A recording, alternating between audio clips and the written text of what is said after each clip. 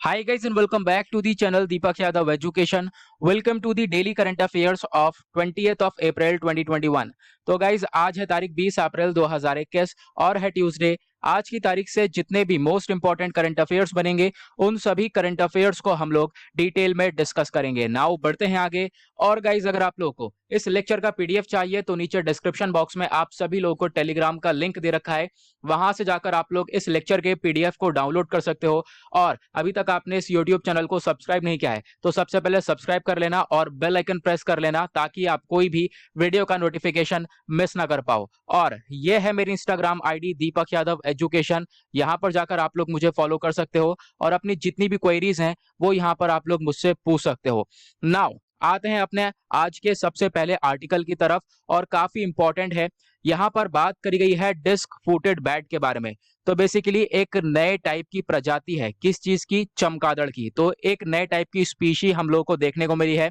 अब ये काफी इंपॉर्टेंट हो जाता है हमारे प्रीलिम्स के पॉइंट ऑफ व्यू से। अब इसके अंदर हमें दो चीजें तो खासकर ध्यान रखनी है। सबसे पहली चीज कि ये जो प्रजाति है ये कहाँ पर पाई गई है। दूसरी चीज हमें जो सबसे ज्यादा ध्यान रखनी है वो इसका साइंटिफिक नेम क्या है। अगर आपको ये याद रह गया तो काफी हद तक जो क्वेश्चन है वो इसी के बेसिस पर बन पाएंगे। तो डिस्कस करते हैं। सबसे पहले ये जो प्रजाति है ये मेघालय के अंदर देखने को मिली है, सबसे पहली और इंपॉर्टेंट चीज। दूसरी चीज क्या है, ये भारत की पहली बैम्बू ड्वेलिंग बैट है, यानी कि जो आप कह सकते हो कि बैम्बू मतलब जो बांस के पेड़ होते हैं वहां पर ये स्टिक होके वहां पे चिपक के आप कह सकते हो रह सकता है ये चमगादड़। और तीसरी चीज यहाँ पे आप देख पाओगे बोला ये जा रहा है कि ये जो बैट की स्पीशी है ये हमारे कंट्री के अंदर लगभग 130वीं स्पीसी है, यानी कि 130 प्रजाति हो चुकी हैं इसको मिलाकर हमारे कंट्री के अंदर। किसकी? बैट की, चमगादड़ की। ओके, नाउ यहाँ पे आप लोग देख पा रहे होंगे। अब हम डिस्कस करते हैं इसका साइंटिफिक नेम क्या है। ये बहुत इंपॉर्टेंट है जहां से क्वेश्चन बन सकता है। इसका साइंटिफिक नेम है यूडेस्कॉपस डेंटिकुलस। तो यहाँ पे आपको ये चीज याद रखनी है, काफी इंपॉर्टेंट है।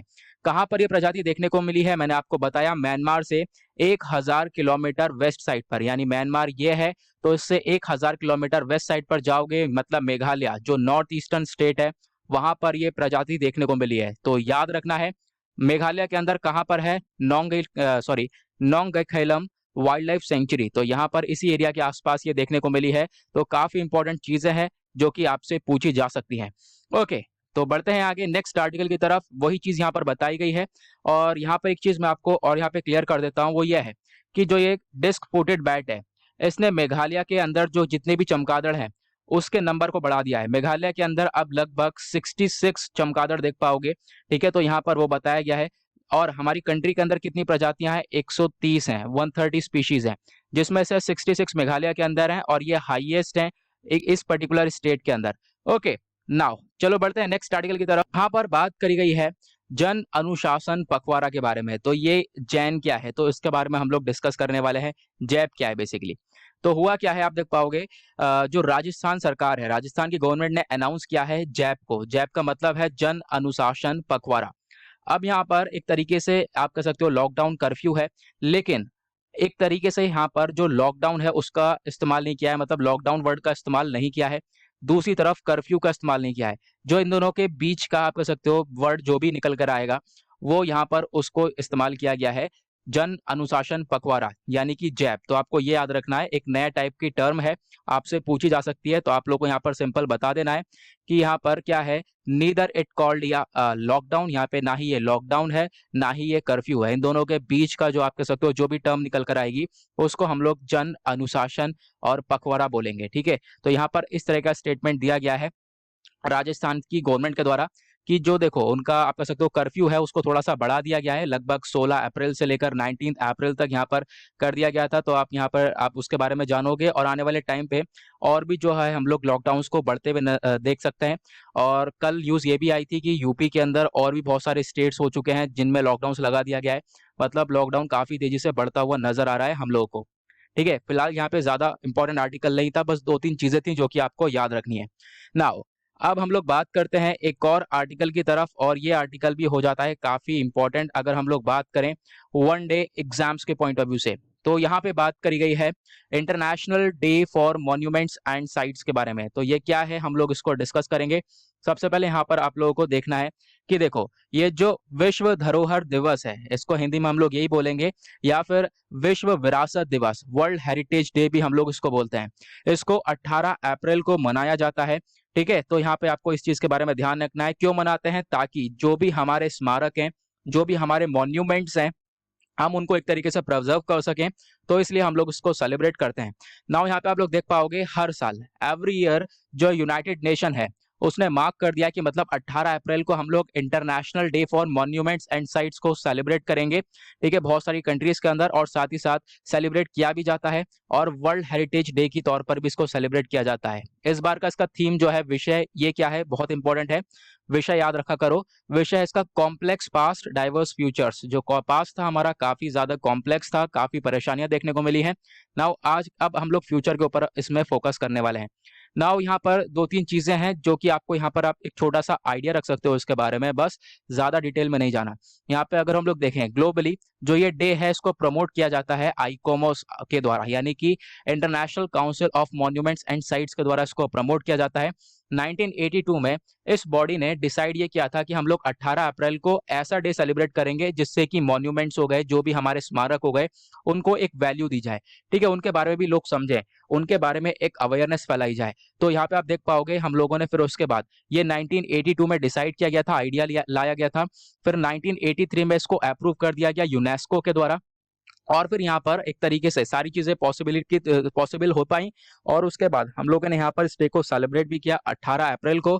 और देन यहाँ पे इसका मकसद क्या था कि हम लोग अवेयरनेस फैला सकें, यानी एक जागरूकता फैला सकें इन स्मारक के थ्रू, यानी इन मॉन्यूमेंट्स के प्रति हम लोग एक अवेयरनेस फैला सकें। साथ ही साथ जो है हम लोग यहाँ पर इनको रिस्टोर कर सके, प्रिजर्व कर सकें। आज के टाइम पर बहुत सारे मॉन्यूमेंट्स देख पाओगे जिनमें डैमेजेस होते हुए नजर आते हैं।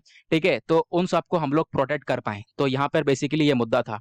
नाउ आते हैं अब एक बहुत ही इंपॉर्टेंट एस्पेक्ट की तरफ। एक इंपॉर्टेंट इन्फॉर्मेशन है, वो क्या है, हमारे इंडिया के अंदर ये वर्ल्ड हेरिटेज साइट्स कितने हैं, यानी कि ये जो विश्व विरासत हैं, ये आप कह सकते हो ये कितनी है।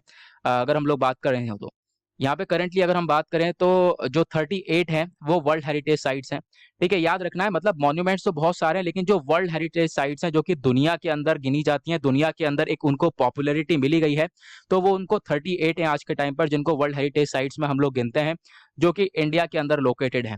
ओके, नाउ यहाँ पे अगर हम लोग बात करें, 30 तो कल्चरल है, यानी कि संस्कृति से रिलेटेड है, जैसे कि कुछ अजंता केव हो गए, Fatehpur Sikri, Hampi monuments, mountain railway of India. ठीक है, इस तरीके की चीजें हो गई जो कि हमारी संस्कृति से रिलेटेड है। ठीक है, कितनी है वो? 30 है। और उसके बाद अगर हम लोग बात करें, 7 हमारे पास नेचुरल मॉन्यूमेंट्स हैं। ठीक है, नेचुरल यानी प्रकृति की देन है, जैसे कि काजीरंगा नेशनल पार्क हो गया, मानस नेशनल पार्क हो गया, नंदा देवी नेशनल पार्क हो गया, ये सब नेचुरल है हमारे पास। तो 30 + 7 कितने हो गए? 37 हो गए। अभी एक बचा है, क्योंकि हमारे पास 38 है, तो एक जो है ये मिक्स्ड है। ये इंपॉर्टेंट है, आपसे यही पूछा जा सकता है। एक जो हेरिटेज साइट है वो हमारी मिक्स है, जिसको बोला जाता है कंचनजोंगा नेशनल पार्क। ठीक है, मिक्स्ड है, मतलब कि कल्चरल प्लस नेचुरल दोनों यहाँ पर इसको बोला जाता है। अब यहाँ पे एक और बहुत इंपॉर्टेंट चीज, वो क्या है, देखो, जयपुर सिटी सबसे आखिरी, यानी 38th एडिशन बन गया था इंडिया की अपने खुद की कल्चर की लिस्ट के अंदर। तो यहाँ पे आपको ध्यान रखना है, जो सबसे लास्ट ऐड हुआ था वो हुआ था जयपुर सिटी, और इसको ऐड करा गया था 2019 के अंदर। ओके, साथ में आप लोगों से एक इंपॉर्टेंट क्वेश्चन भी पूछता हूँ। चलो, ये हमने सब कुछ डिस्कस कर लिया। उसके बाद क्वेश्चन ये है कि हमारे पूरे भारत के अंदर कितने मॉन्यूमेंट्स हैं, आपको बताना है। How many monuments are there in India, ये एग्जैक्टली बताना। नहीं पता तो सर्च करो, और उसके बाद जाकर आकर नीचे कमेंट सेक्शन में बताओ। ओके, चलो आगे बढ़ते हैं। नाउ यहाँ पर बात करी गई है न्यूक्लियर पावर प्लांट के बारे में। तो हाल ही में एक न्यूक्लियर पावर प्लांट बहुत ही ज्यादा न्यूज में था, जो कि जापान के फुकुशिमा में देखने को मिलेगा।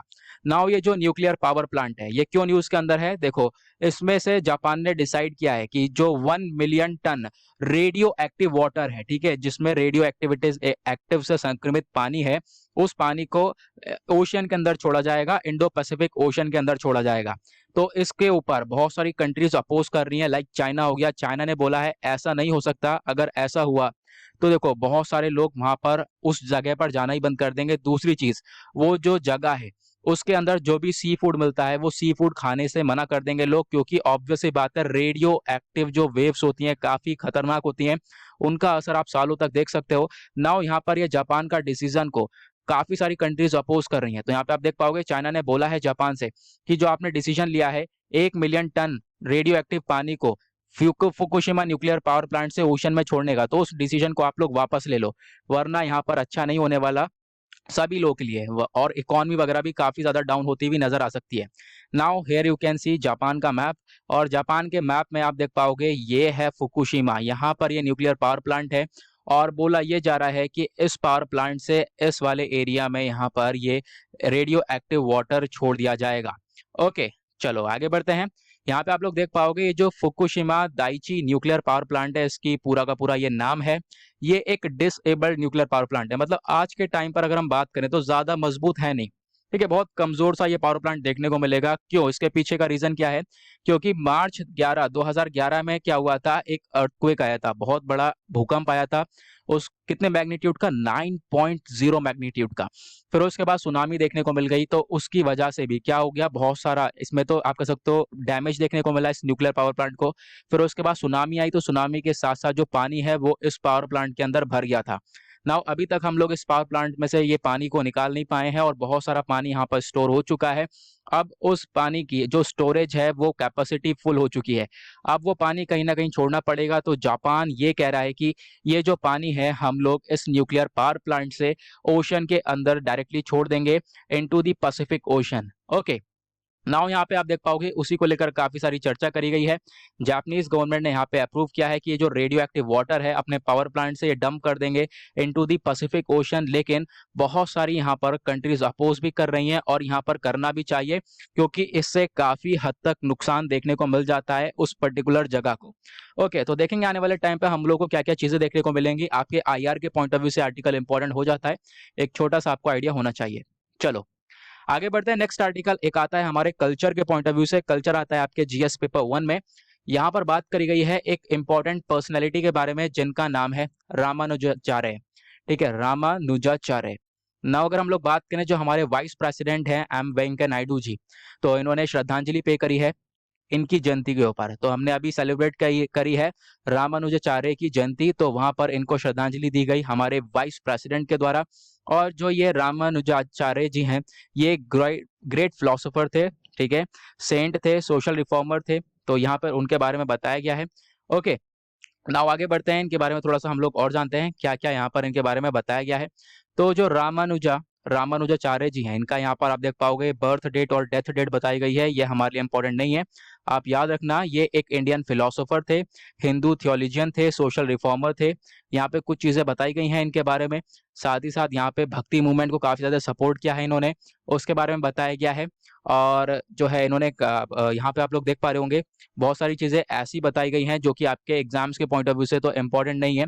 हाँ, बस खाली इनके बारे में जरूर पूछा जा सकता है, तो आप इनके बारे में जरूर याद रख सकते हैं। ठीक है, नाउ यहाँ पे मैंने आपको बता दिया है कि एक फिलोसोफर थे।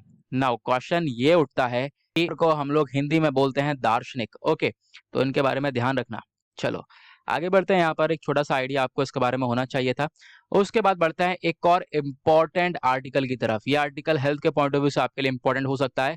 बात करी गई है वैक्सीन्स एंड ब्लड क्लॉट्स के बारे में। तो आपको हाल ही में बहुत सारे इस तरीके के आर्टिकल्स देखने को मिले हैं कि जो एस्ट्राजेनेका वैक्सीन है, उस एस्ट्राजेनेका वैक्सीन से बहुत सारा ब्लड क्लॉट्स देखने को मिला है। तो उसी के बारे में यहाँ पर चर्चा करी गई है। ब्लड क्लॉट बेसिकली क्या होता है मैं भी आप लोगों को बताऊंगा। तो इस ब्लड क्लॉट की वजह से बहुत सारी कंट्रीज हैं जिन्होंने इस एस्ट्राजेनेका वैक्सीन को पॉज किया, इसको रोका। बोला गया कि जो वैक्सीन है इसकी वजह से ये सारी प्रॉब्लम्स क्रिएट हो रही हैं, तो फिर हम लोगों को क्या करना पड़ेगा, इन वैक्सीन को रोकना पड़ेगा। चलो डिस्कस करते हैं। सबसे पहले जो ये रिपोर्ट्स हैं उनके बारे में बताया गया, कहा यह जा रहा है जो रिपोर्ट्स हैं रेयर ब्लड क्लॉट्स की ये देखने को मिली है। मतलब कि ये जो ब्लड क्लॉटिंग है ये काफी कम ही तरीके से देखने को मिला है। मान लो कि 15,000 लोग हैं तो 15,000 लोगों को वैक्सीन दी गई, उनमें से 500 लोगों को या 800 लोगों के अंदर ये प्रॉब्लम देखने को मिली है। रीजन क्या है आगे हम डिस्कस करने वाले हैं। नाउ ये ब्लड क्लॉटिंग देखने की वजह से बहुत सारी कंट्रीज थी जिन्होंने एस्ट्राजेनेका वैक्सीन को लिमिट कर दिया, उसका जो यूजेज है वो कम कर दिया। ओके, नाउ यहाँ पर उसके बारे में बताया गया। चलो आगे हम लोग बात करते हैं। सबसे पहले देखो ये जो एस्ट्राजेनेका वैक्सीन है, यहाँ पर ब्लड क्लॉट देखने को मिला। अब ब्लड क्लॉट क्या होता है, बेसिकली मैंने आपको बताया। सबसे पहले तो हम लोग अगर बात करें देने के बाद हम लोगों को ये सिचुएशन देखने को मिल रही है, ये काफी हद तक सिमिलर है किससे, हेपरिन इंड्यूस्ड थ्रोम्बोसाइटोपेनिया से। नाउ ये HIT क्या होता है, सबसे पहले हम इसको डिस्कस करते हैं।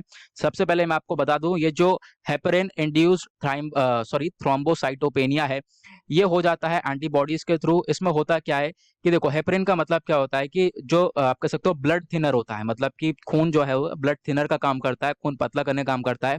तो ये सही से पहली बात वर्क नहीं कर पाता। उसके बाद जो प्लेटलेट्स हैं वो डाउन हो जाती हैं, प्लेटलेट्स गिर जाती हैं और आपस में बाइंड अप हो जाती हैं।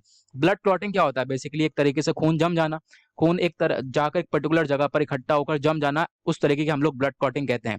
तो यहाँ पे आप लोग देख पा रहे होंगे उसमें पिक्चर में, तो ये जो ब्लड क्लॉटिंग है, जो प्लेटलेट्स हैं आपस में वाउंड अप हो चुकी हैं और इसकी वजह से ये आप कह सकते हो प्रॉब्लम्स देखने को मिल जाती है। नाउ आई होप आप लोगों को क्लियर हुआ होगा ये ब्लड क्लॉटिंग क्या है। तो ऐसी प्रॉब्लम्स देखने को मिली हैं और यहाँ पे बोला ये जा रहा है जो ये प्लेटलेट काउंट है इसमें गिर जाती हैं और प्लेटलेट काउंट्स गिरने के बाद क्या होती हैं, आपस में ये वाउंड अप हो जाती हैं, आपस में मिल जाती हैं, जैसा कि मैंने आप लोगों को बताया था। ओके, तो आई होप आप लोग को यहाँ पे क्लियर हो गया होगा ये ब्लड क्लॉटिंग क्या, इसका क्या सिचुएशन है। और इसमें बहुत सारी आप कह सकते हो कि इसकी वजह से बहुत सारी कंट्रीज ने जो है इस वैक्सीन के ऊपर रोक लगाई है। ओके, बोला गया कि हाँ भाई ब्लड क्लॉटिंग देखने को मिल रही है।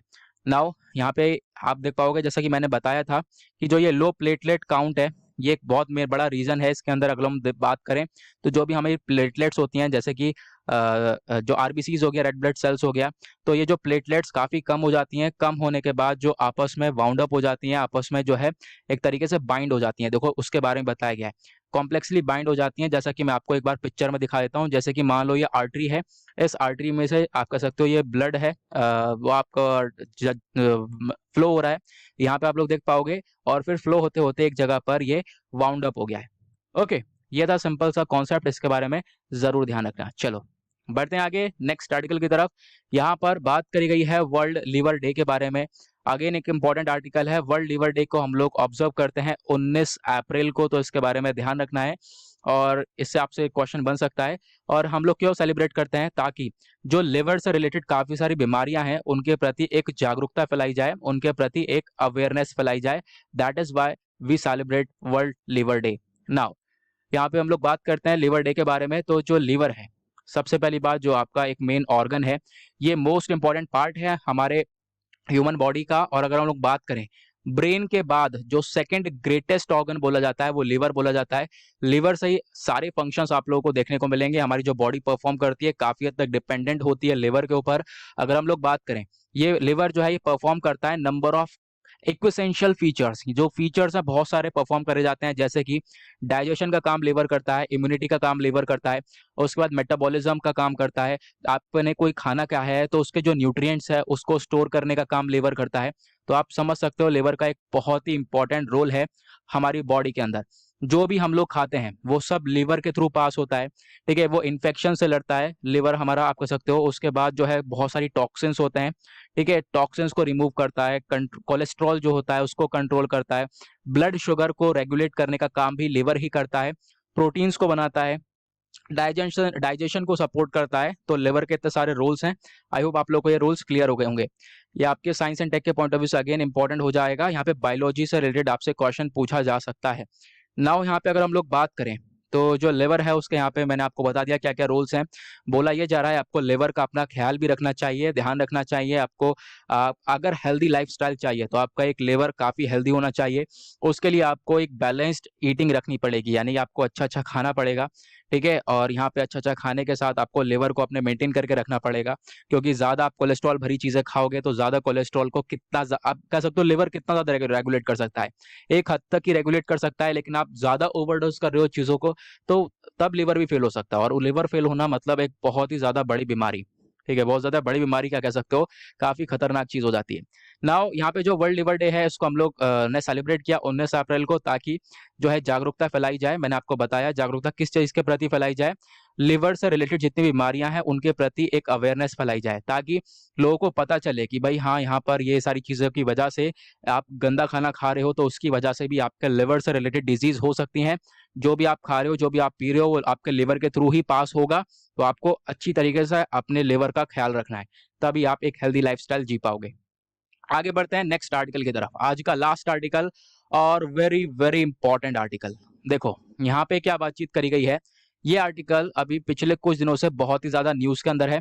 हुआ क्या है, जो यूएस है यानी अमेरिका, वो अपने ट्रूप्स को यानी जो अपने जवान हैं, अमेरिकन ट्रूप्स जो हैं कहाँ पर हैं, अफगानिस्तान के अंदर, ठीक है, तो उनको विड्रॉ करने की बात कर रहा है। तो आप देख पाओगे यूएस यूनाइटेड स्टेट्स के जो प्रेसिडेंट हैं जो बाइडन, जिनका आप लोग यहाँ पर पिक्चर देख पा रहे होंगे, इन्होंने अनाउंस कर दिया है कि जो अमेरिका के ट्रूप्स हैं उनको विड्रॉ कर लिया जाएगा, मतलब वापस से बुला लिया जाएगा अमेरिका अफगानिस्तान से। वो कब बुलाया जाएगा, 11 सितंबर 2021 में।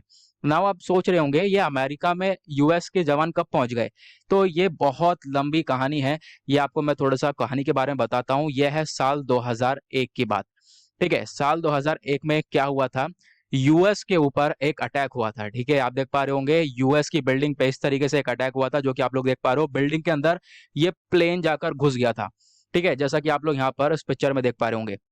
अब जो है इस प्लेन से घुसने के बाद अगर हम लोग पता करें तो यूएस ने आप सकते हो जांच पड़ताल बैठाई इसके खिलाफ कि यहाँ पर क्या किसने करा है ये सब। तो ये पता चला कि जो अलकायदा है, एक टेररिस्ट ऑर्गेनाइजेशन थी अलकायदा, जो कि अफगानिस्तान के अंदर उसको सपोर्ट मिलता था तालिबान के अंडर, ठीक है। अफगानिस्तान के अंदर एक तालिबान है ऑर्गेनाइजेशन, ठीक है, तालिबान सपोर्ट करता था अलकायदा को। तो अलकायदा ने ये आप कह सकते हो अटैक किया था, ऐसा यहाँ पे बताया गया, ठीक है। तो यहाँ पर जांच पड़ताल जब करी यूएस ने, तो यहाँ पे उनको ये चीज पता चली। अब यूएस ने क्या करा, यूएस ने बोला सीधा सीधा अफगानिस्तान से कि देखो क्या करना है। अफगानिस्तान जैसे ही अटैक हुआ तो यूएस ने बोला, जो यूएस के प्रेसिडेंट थे उस समय, उन्होंने बोला कि आपको क्या करना है, अलकायदा को सौंप दो यूएस के हाथ में और वहां से टेररिज्म को खत्म कर दो, क्योंकि ऐसा अटैक हम लोग नहीं बर्दाश्त कर सकते।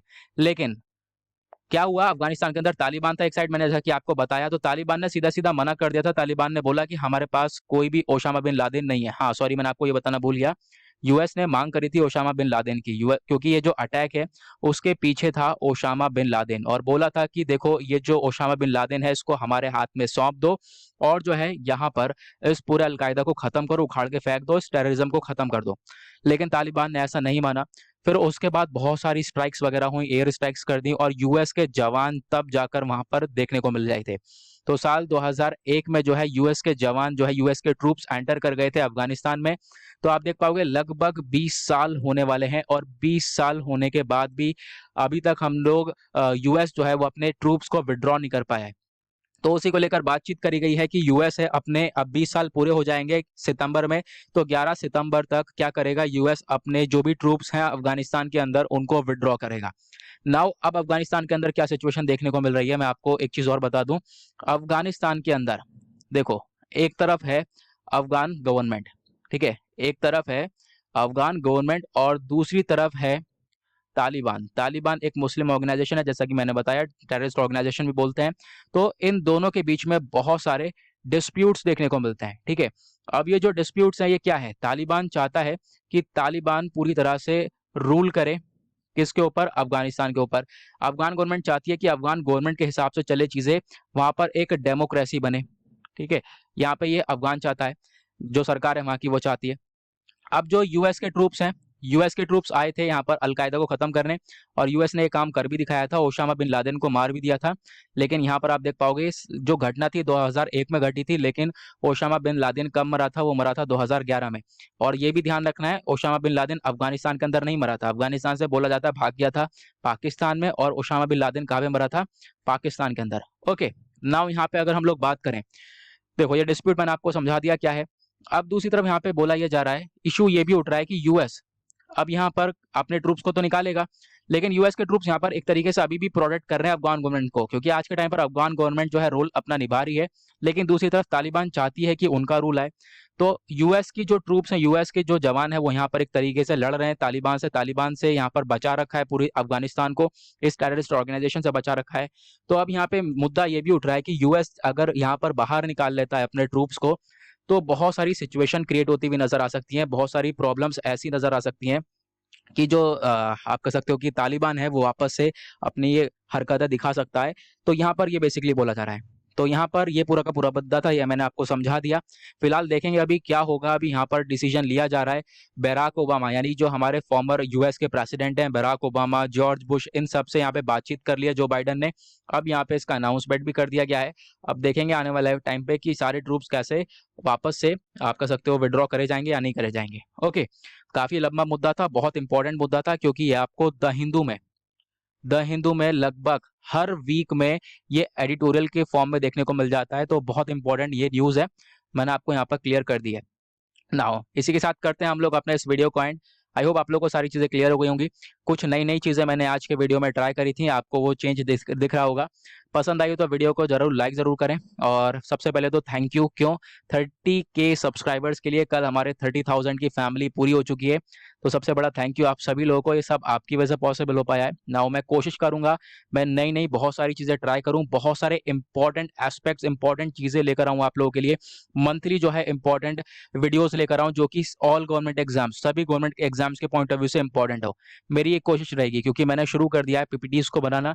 तो मैं आपको हो सकता है कि जो अप्रैल के मंथली वीडियो में आपको दे पाऊँ। ओके, नाउ इसके साथ करते हैं वीडियो को एंड। आई होप आप लोग को मजा आया होगा।